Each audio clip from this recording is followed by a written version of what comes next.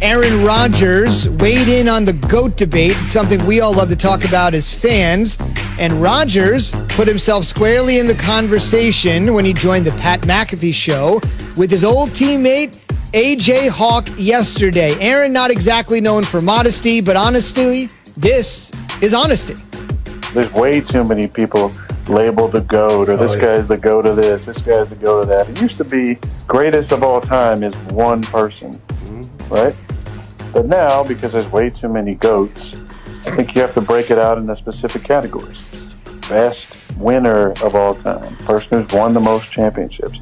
Best player, which involves talent and ability and what you did with it. Most talented player, That'd probably be you. Best thrower of the football. That's probably you. There's all these different ways you can break that out. When it comes to those, maybe not with AJ, but with most people, I'm probably in that conversation. Good little dig there at the end. All right, Key. So where is Rodgers? Let's use his parameters, which I agree with. There's one GOAT. Where do you have Rodgers in the GOAT debate? Well, the conversation is one GOAT, and right now that GOAT is probably Joe Montana until Tom Brady just decides to hang the cleats up and Aaron Rodgers has to win a couple more Super Bowls to get into that, that GOAT conversation. I mean, at the end, I'll take any of them as my quarterback, but I think he may need to win a couple more championships to kind of get into that Montana, Brady, GOAT conversation, because those are the ones you're gonna argue really when you talk about quarterbacks. You can throw John Elway in there. I mean, it's a bunch of them. It's a bunch of good ones. I did love how sarcastic he was in the whole thing. I mean, we do break everything down like, well, there's 9 statistical categories about who's the GOAT. Let's just start calling one guy the GOAT. If he's a GOAT, if you want to go with MJ, you want to go with LeBron, choose one. If you want to go with Joe Montana, you want to go with Tom Brady, choose one. That's all you get. That's all you get. Joe Montana would be mine, but I like the way Aaron Rodgers was kind of sarcastic and threw himself into the category. Why not? He has the confidence to do so.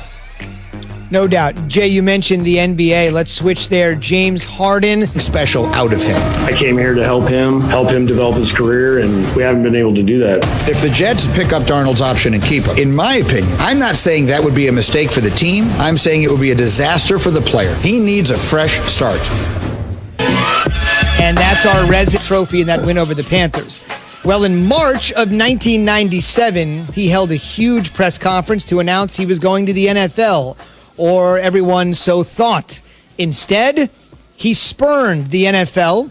The New York Jets returned to Tennessee for his senior season and then was drafted the following year by the Colts. His brother Eli did the same thing with the Chargers, opting to be traded to the Giants. We say that because getting your way with regards to the Mannings or even Elway back in the early 80s is not as odd as it seems. Trevor Lawrence, many feel, is in the same boat. Great player, Jets on top of the draft board. Could Lawrence go there, or does he not want to go there? Here's Lawrence yesterday on the Dan Patrick Show, not naming names, but saying, I understand what would happen if I had to switch from orange to green.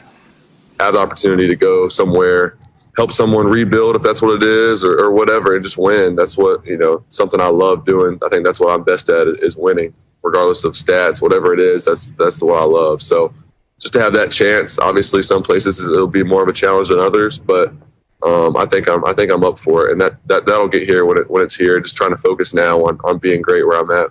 Indeed. For more on this, let's head to the Shell Pennzoil Performance Line. We're joined by Rich Cimini, ESPN Jets reporter, has been on the beat for more than 2 decades. Shell Pennzoil synthetic motor oils made from natural gas give you unbeatable engine protection. The proof's in the Pennzoil based on Sequence 4A wear test using SAE 5W30. Rich, I just sort of ran down the situation with Peyton Manning spurning the Jets, Eli Manning spurning the Chargers. Elway did it back in the day to get to move to Denver. You wrote about this yesterday. How likely do you think it is he actually returns to school or pulls the demand we've heard from those 3 guys I mentioned?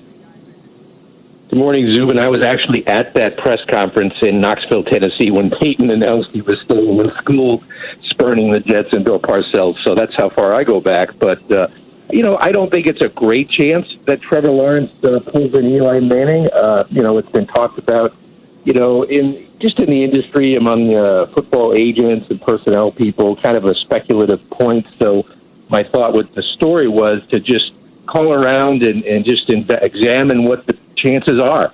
I think he made it very clear yesterday in the Dan Patrick interview that he's going to do what we've thought all along, that he's going to turn pro. I don't think anyone really thought he was going to go back to Clemson.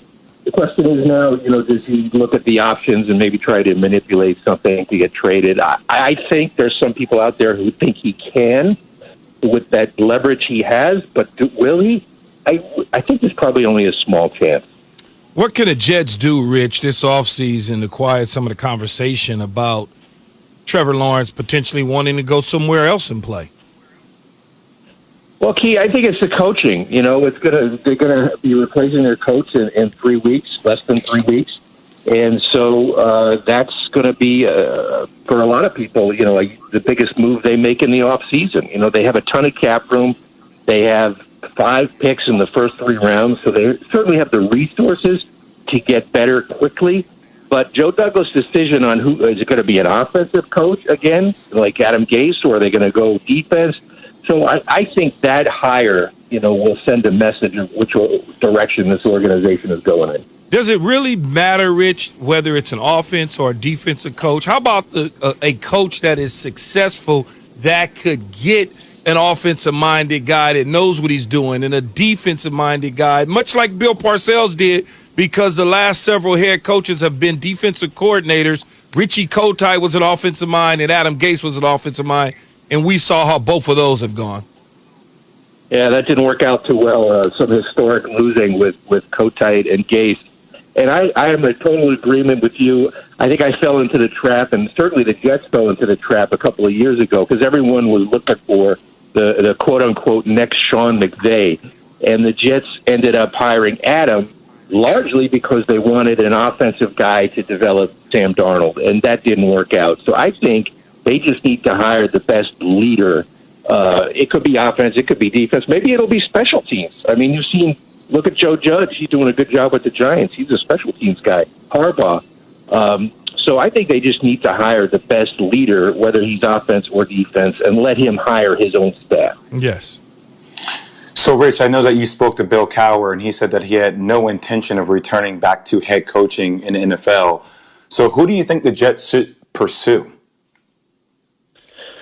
Well, yeah, Bill made that pretty clear because there's been so much speculation about whether he'd come back. I honestly think he'd be a good choice for the Jets, but I really don't see that happening. He made it pretty clear. So a guy, I think they're probably looking at the coordinator route. I mean, there's a few in the league. And if you want to take, I mentioned this a couple of weeks ago in an article, a guy to watch